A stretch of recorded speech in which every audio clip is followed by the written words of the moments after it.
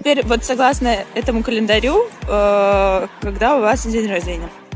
23-го Авеста. Или Авесты. А как это склонять? Навруз будет 23-го Навруза. С 21 по 23 Навруза. И что вам нравится? Масло масляное.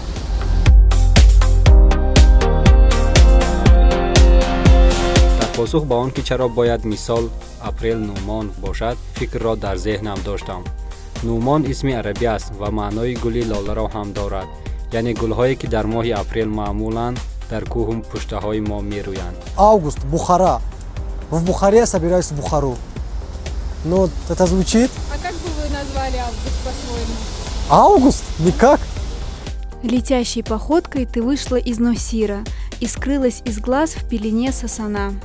Тот момент, когда родился в месяц Навруз и в праздник Навруз, и тебя зовут Навруз. Мы должны думать о каких-то, допустим, новых преобразованиях в жизни общества, в жизни людей, а не то, что изменит календарь на таджикский лад. Давайте подумаем, как, допустим, может быть, что-то, какое-то оборудование создать, чтобы таджики могли лететь на космос. Ну, примерно.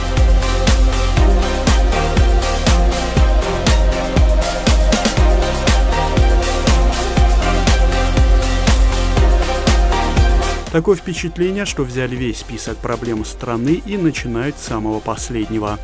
А представьте, возьмут и одобрят. Ой, что ж тогда начнется? Думаю, что человек на самом деле патриот. Тем не менее, это очень иррационально, потому что весь мир живет по этому календарю.